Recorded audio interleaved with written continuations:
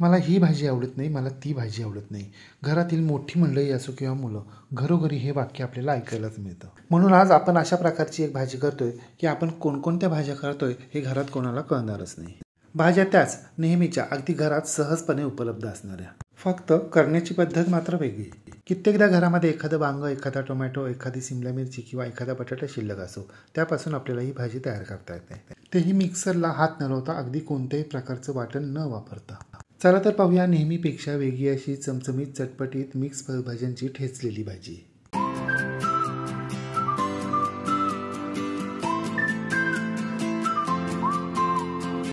ठेचलेली भाजी करण्यासाठी हे पहा, इथे आपल्याला काही प्रकारच्या फळभाज्या घ्यायच्यात. म्हणजे आपल्या घरात अगदी रोज सहजपणे उपलब्ध असतात ना, त्या फळभाज्यांचा आपल्याला इथे वापर करायचा आहे.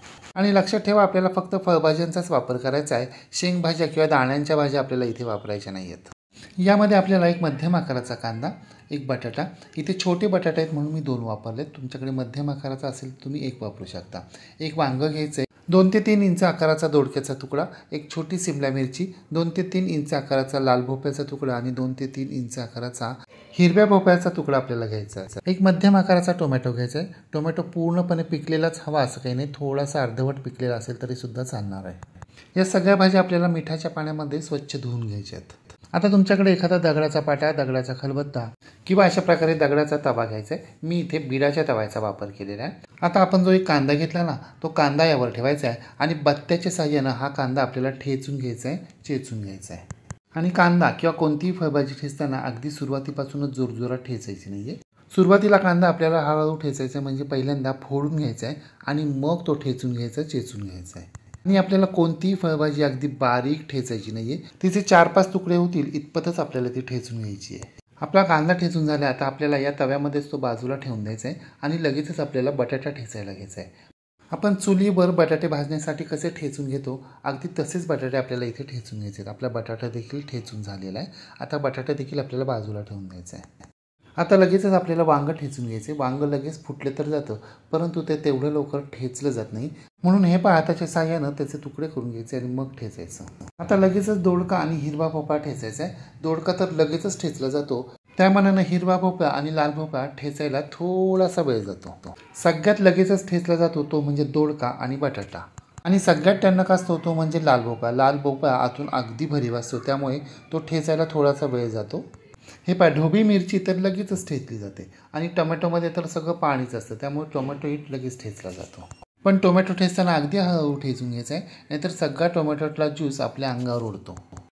हे आपल्या सगळ्या भाज्या ठेचून झालेल्या आहेत. आज आपण एवढ्याच भाज्यांचा वापर केला आहे. तुम्हाला जर हवा असेल तर तुम्ही तुमच्या आवडीच्या इतर फळभाज्यांचा देखील वापर करू शकता. गाजर, काकडी देखील तुम्ही वापरू शकता. यानंतर आपल्याला 5-6 सोललेल्या लसणाच्या पाकळ्या आणि अर्धा इंच आल्याचा तुकडा अशा प्रकारे ठेचून घ्यायचा आहे. तुमच्याकडे गावरान कोथिंबीरीचे देठ उपलब्ध असेल तर ते सुद्धा 5-6 देठ तुम्ही ठेचून घेऊ शकता. आलं लसूण सुद्धा आपल्याला खूप बारीक ठेचायचे नाही आहेत, अगदी हे जाडसरच ठेचून घ्यायचे आहेत अशा प्रकारे.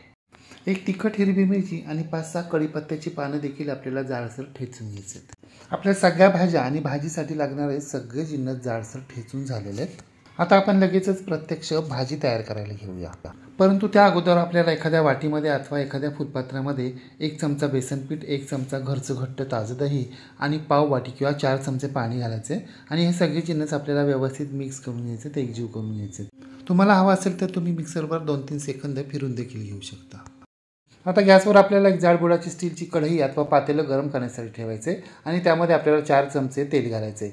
तेल चांगलं कडकडीत गरम झालं की यामध्ये आपल्याला पाव चमचा मोहरी घालायची. मोहरी तडतडली की लगेच पाव चमचा जिरं घालायचं आहे आणि जिरं तडतडू लागलं की यामध्ये आपल्याला 4 लवंग, 4 काळी मिरी, 1 इंच दालचिनीचा तुकडा, 1 हिरवी वेलची, 1 छोटीशी मसाला वेलची आणि 2 तमालपत्र घालायची आहेत. आता ठेचलेलं आलं, लसूण आणि ठेचलेला कढीपत्ता यामध्ये घालायचा आहे आणि मंद आचेवर हे सगळे जिन्नस आपल्याला अगदी 1 मिनिट परतून घ्यायचे आहेत.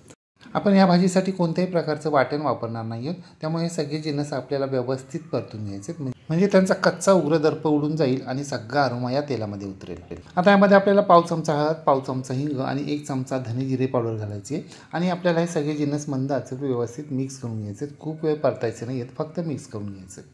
हे आपल्या फोडणीचा अरोमा सगळ्या घरभर पसरला आहे. आता यामध्ये आपल्याला अर्धा चमचा काश्मीरी लाल मिरची पावडर आणि 1 चमचा घरचा मसाला घालायचा आणि हे दोन्ही जिन्नस आपल्याला फक्त मिक्स करून घ्यायचे। जर तुमच्याकडे घरचा तिखट मसाला उपलब्ध नसेल तर तुम्ही विकतचा कांदा लसूण मसाला वापरू शकता। आता आपण ठेचून घेतलेल्या सगळ्या फळभाज्या आपल्याला यामध्ये घालायच्या आहेत आणि मोठ्या आचेवर या फळभाज्या आपल्याला 1 मिनिटभर चटका बसेपर्यंत एकसारख्या परतत राहायच्यात। आता भाज्यांमध्ये चवीप्रमाणे मीठ घालायचे आणि पुन्हा एकदा ह्या भाज्या आपल्याला मध्यम आचेवर 1 मिनिट एकसारख्या परतत राहायच्यात।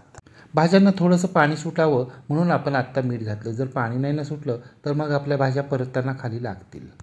आता आपल्याला कढईवर झाकण ठेवायचं आणि मंद आचेवर 5 मिनिटं दरदरून वाफ काढायची आहे। 5 मिनिटानंतर झाकण काढायचं। हे पहा आपल्या भाजीला अगदी दरदरून वाफ बसलेली आहे। आता यामध्ये आपण जे बेसन पीठ आणि दह्याचं मिश्रण तयार करून ठेवलं होतं ना, ते मिश्रण चमच्याच्या साहाय्यानं व्यवस्थित ढवळून घ्यायचं आणि या भाज्यांमध्ये घालायचं। 1 वाटी गरम पाणी देखील आपल्याला घालायचं आहे। आपण या भाजीसाठी कोणत्याही प्रकारचं वाटण वापरलेलं नाही आहे, त्यामुळे आपण दही आणि बेसन पीठ याचं जे मिश्रण तयार केले ना, त्यामुळे आपली ही भाजी मिळून येणार आहे। हे पहा आपल्या भाजीला उकळी यायला सुरुवात झालेली आहे। आता कढईवर झाकण ठेवायचे आणि मध्यम आचेवर ही भाजी आपल्याला किमान 10 मिनिटं अशी सुकू द्यायची। 10 मिनिटानंतर झाकण काढायचं आहे। आता यामध्ये आपल्याला 1 चमचा सब्जी मसाला, 1 चमचा बारीक चिरलेला गूळ आणि अर्धा चमचा कसुरी मेथी घालायची। कसुरी मेथी हातावर चोळून घालायची। जर तुमच्याकडे सब्जी मसाला पावडर नसेल तर तुम्ही किचन किंग मसाला पावडर किंवा गरम मसाला पावडर देखील वापरू शकता। आणि कसुरी मेथीचा मात्र अवश्य वापर करा, कारण कसुरी मेथीमुळेच तर हॉटेलसारखी वेगळी अशी छान चव येते। सगळे जिन्नस व्यवस्थित मिक्स करून घ्यायचे। सगळे जिन्नस व्यवस्थित मिक्स करून झाल्यानंतर आपली भाजी शिजली का ते पाहायचे। बाकी सगळ्या भाज्या तर लगेच शिजणाऱ्या होत्याच, परंतु हिरवा भोपळा शिजायला थोडासा वेळ जातो, म्हणून हिरवा भोपळा शिजला का ते चेक करायचं। आपला हिरवा भोपळा अगदी व्यवस्थित शिजला याचा अर्थ सगळ्या भाज्या शिजल्या असणार। आता यावर बारीक चिरलेली हिरवीगार फ्रेश कोथिंबीर घालायची आहे आणि ती व्यवस्थित मिक्स करून घ्यायची। आपल्या गावाकडे जी वांग्या बटाट्याची रस्सा भाजी म्हणजे शाकभाजी खातात ना, त्या भाजीसारखा दरवळ सगळ्या घरभर पसरला आहे। सगळीकडे घमघमाट सुटला आहे। आपली फळभाज्या ठेचलेली भाजी तयार झाली आहे। आता गॅस बंद करायचा आहे आणि तयार झालेली ही गरमागरम भाजी आपल्याला एका सर्विंग बोलमध्ये काढून घ्यायची। पाहताना तुम्ही आपल्या भाजीला टेक्स्चर किती मस्त आलं आहे, म्हणजे पातळही नाही आणि घट्टही नाही, आपण लपथबीत म्हणतो ना तशी भाजी झाली आहे। आपण या भाज्या चिरून घेतलेल्या नाही आहे तर ठेचून घेतल्यात। चिरून किंवा किसून घेतलेल्या भाज्यांपेक्षा ठेचलेल्या भाज्यांना जास्त चांगली चव येते। या भाजीचं सुद्धा अगदी तसंच आहे। लहान मुलं वेगवेगळ्या प्रकारच्या भाज्या खायला नको म्हणतात, त्यामुळे ही भाजी खाताना त्यांना कळणारच नाही की आपण कोणती भाजी खातोय ते। हो, फक्त लहान मुलांसाठी भाजी करणार असाल तर मात्र मसाल्यांचा अगदी माफक वापर करायचा आहे, किंवा मग लहान मुलांचे आवडीचे मसाले म्हणजे जसं की मॅगीचा मसाला, पेरी पेरी मसाला यांचा वापर करायचा आहे। मग तुम्ही सुद्धा नेहमीपेक्षा वेगळी अशी चमचमीत चटपटीत मिक्स फळभाज्यांची ठेचलेली भाजी एकदा तरी करून पहा व कशी झाली ते कमेंट बॉक्समध्ये मला नक्की सांगा। रेसिपी आवडल्यास लाईक, शेअर, कमेंट करायला विसरू नका। आणि हो, तुम्ही जर अजूनही गृहविष्णू किचन चॅनलला सबस्क्राईब केले नसेल तर प्लीज नक्की सबस्क्राईब करा। शेजारी बेल आयकॉनवर प्रेस करा, ऑल सिलेक्ट करा, म्हणजे माझ्या नवनवीन रेसिपींचे नोटिफिकेशन तुमच्या मोबाईलवर येतील। पुन्हा भेटूया अशाच एका नवीन रेसिपीसह। तोपर्यंत नमस्कार व रेसिपी शेवटपर्यंत पाहिल्याबद्दल धन्यवाद।